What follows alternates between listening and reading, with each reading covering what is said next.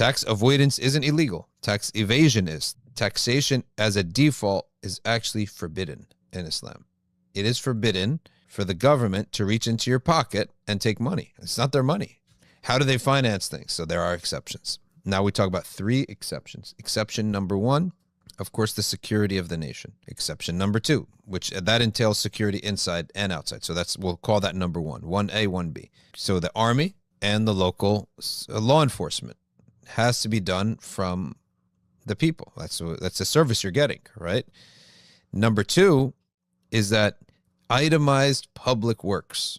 Keep in mind, itemized public works. That means I got to be able to say, this is actually what's being done.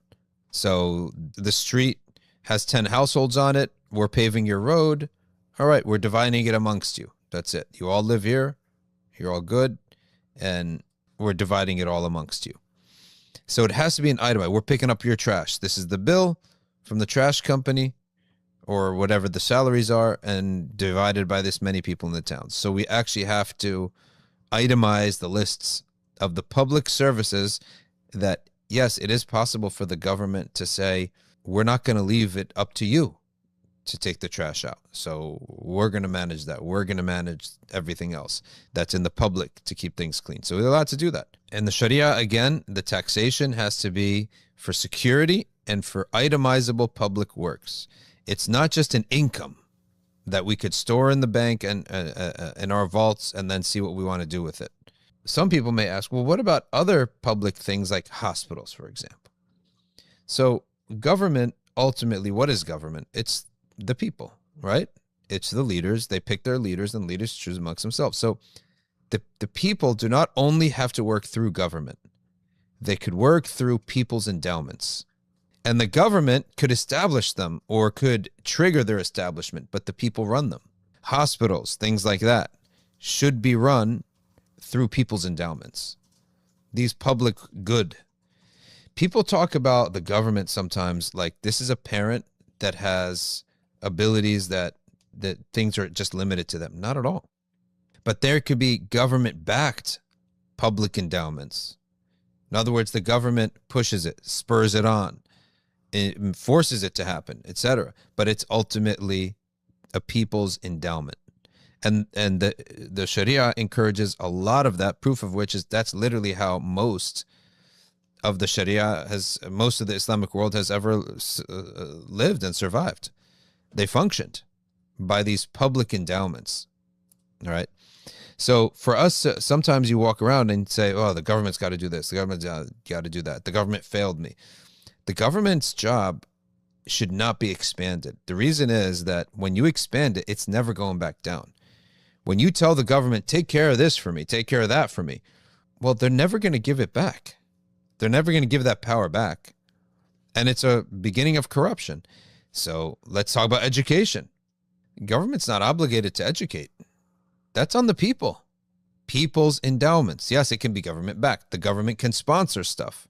They could begin stuff. But when you ask the government to do something, you're never going to get it back. That's number 1. They're going to start enforcing their views on things. That's number 2. And they're going to have to tax for it. And then you're going to complain about the taxation. So hospitals, schools, etc. Yes, the government can be involved in it, but ultimately there is a concept of the people's endowments.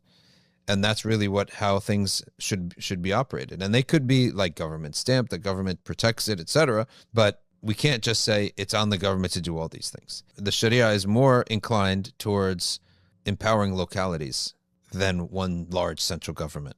So when it comes to taxation, that's how you tax. You only should tax for security and inside and outside and for public works. People would love the tax laws in the Sharia. What about punishment? Crimes and punishment. The Sharia does allow for imprisonment, but it's only when the person has gone through several punishments at a time and has to be taken off the streets, or when we're imprisoning him only to prepare for the next case that we're having or to prepare for the trial or that he's a flight risk. But to make imprisonment just a default kind of punishment, that's not allowed. Reason is that person may have other people that he has to take care of at home. He may have dependents. Yes, he may be a criminal in himself, but he may be taking care of a family. He may be doing things like of that nature that are needed.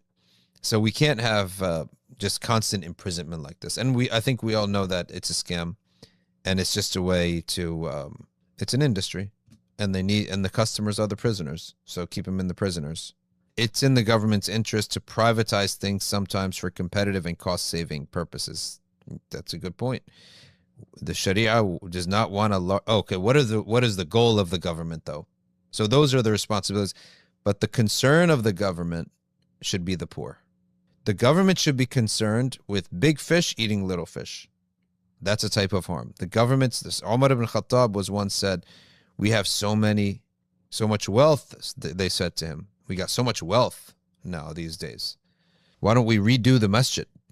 We got new marble, we got new all sorts of things. Why don't we redo the masjid?"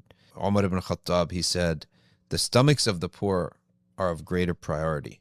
And that tells us that the goal of government is to lift the victim, to lift the oppressed, to lift the poor.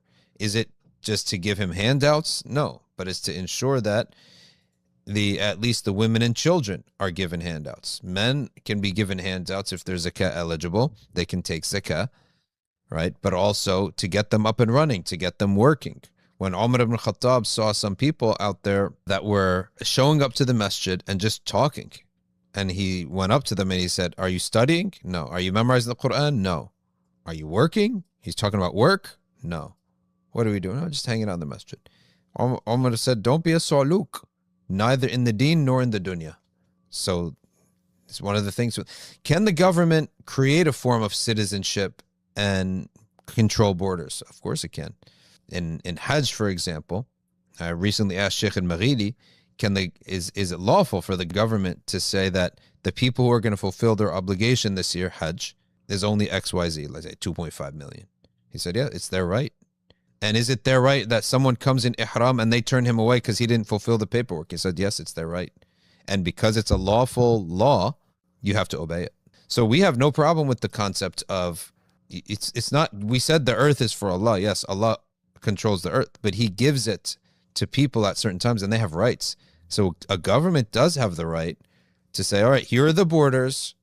If you want to come into our country, you need to tell us why, and we can permit you or not, because otherwise you overcrowd the country. Otherwise, where are you going to sleep? You're going to sleep on the streets? You're going to roam around?